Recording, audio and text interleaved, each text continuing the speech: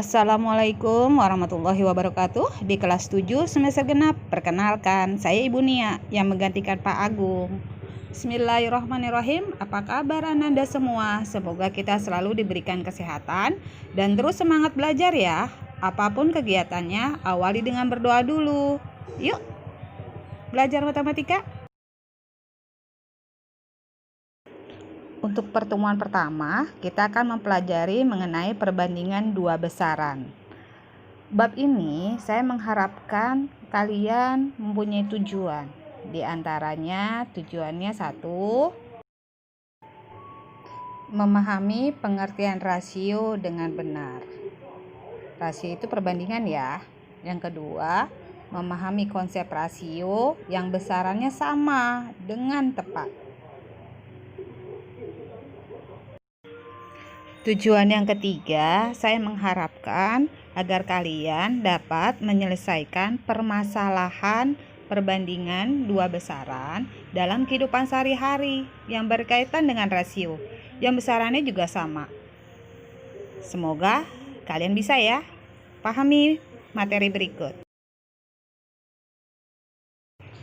Anak-anakku di MTS Darul Marib kelas 7 yang hebat, sebelum kita membahas mengenai perbandingan dua besaran di semester genap ini, pahami dulu mengenai apa arti perbandingan.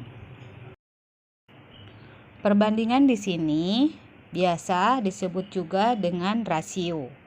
Adalah membandingkan antara satu satuan dengan satuan lainnya yang nilainya berbeda. Perhatikan deh contoh gambar-gambar berikut. Aisyah mempunyai 2 pensil, sedangkan Miftah mempunyai 3 pensil. Maka perbandingan pensilnya Aisyah dan Miftah adalah 2:3. Paham ya? Untuk berikutnya, ada 3 cara menyatakan perbandingan atau rasio. Yang pertama, dapat berupa pecahan, contohnya 3/4. Yang kedua, dua bilangan yang dipisahkan dengan tanda titik 2, contohnya 2:3, dibacanya banding ya, titik 2 itu. Yang ketiga, dua bilangan yang dipisahkan dengan kata dari, contoh 4/5. Paham ya? Berikutnya saya akan memberikan contoh mengenai perbandingan. Tapi kalian harus memperhatikan untuk perbandingan suatu besaran, perhatikan dulu jenis satuan besarannya. Setelah besarannya sama, lalu cari solusi dalam membandingkannya. Contoh satuan yang besarannya sama, yaitu besaran panjang banding dengan besaran yang panjang. Besaran waktu juga dengan waktu. Harga juga dengan harga. Umur juga harus dengan umur. Jadi intinya satuannya harus sama ya. Oke, contoh soal dalam perbandingkan. Jika umur Dayat 15 tahun dan umur ayahnya 40 tahun, maka perbandingan umur Dayat dengan ayahnya adalah? Yuk jawab. Berikut jawaban perbandingan berdasarkan satuan umur. Umur Dayat dibanding umur ayah. Umur Dayat tadi 15 tahun, sedangkan umur Dayat 40 tahun. Kamu kecilkan lagi angkanya.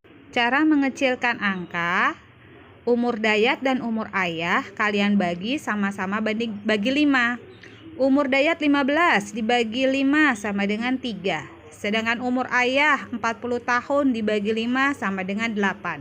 Maka perbandingannya adalah 3:8. Jadi kesimpulannya perbandingan umur Dayat dan ayah adalah 3:8. Bisa ya?